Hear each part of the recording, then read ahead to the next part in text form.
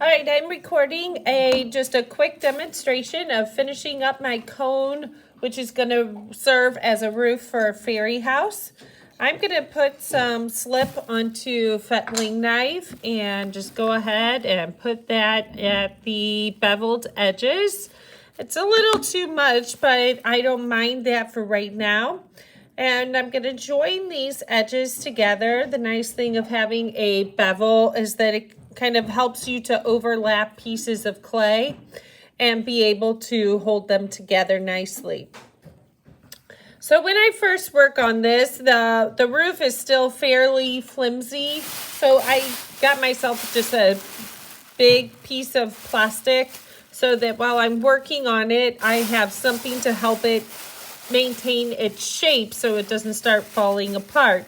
So the idea is to get rid of that seam that I just created. So I'm going to go ahead and just kind of squeeze that clay together, and then I'm going to go over it with a rib tool.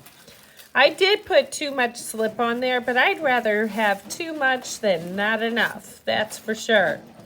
So right now, as you're looking at it, you can very clearly see an edge or a seam. So I'm going to get a metal rib tool, and I'm just going to go over that edge real quick so that I can kind of start to smooth out those imperfections.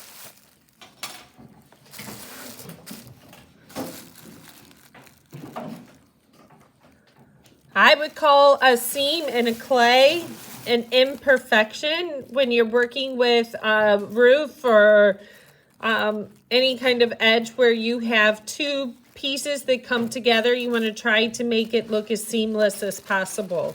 Of course, if you're working with a box, then you're going to have a corner. Corner seams are appropriate, and that's not a problem.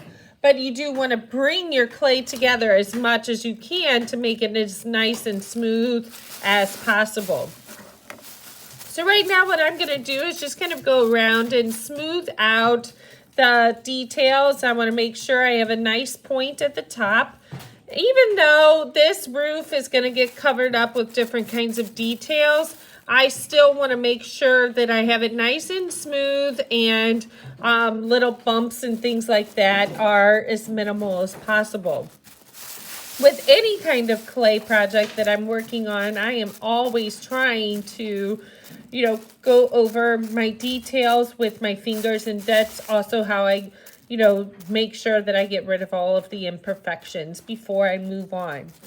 All right, so our next demonstration will involve using different kinds of tools that will help create a texture on the roof itself.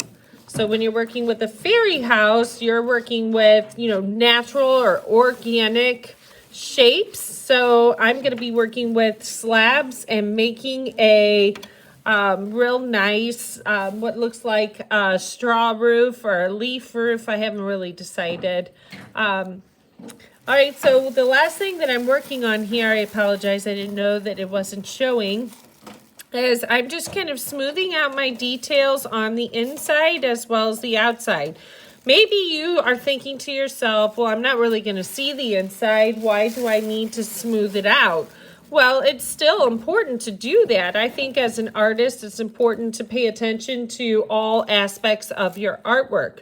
And that is definitely something that, even though if people aren't going to see it, I like to smooth out those details anyways. So it's just a part of, making things look nice. And that is one of the things that I think is important as an artist. Whether you see it or not on the inside or the outside, it's important that you try to perfect it as much as you can. All right, so again, I'm just kind of going over this seam. I went over the seam from the inside. I'm going over it from the outside and just trying to smooth it out. And again, just using a little bit of a plastic bundle to help hold its shape on the inside so it doesn't collapse, since the clay is definitely at the plasticity stage. It is still very, very pliable and moldable and will definitely collapse if you don't have any supports on the inside. All right, and when I come back, we'll start with some textures for the roof.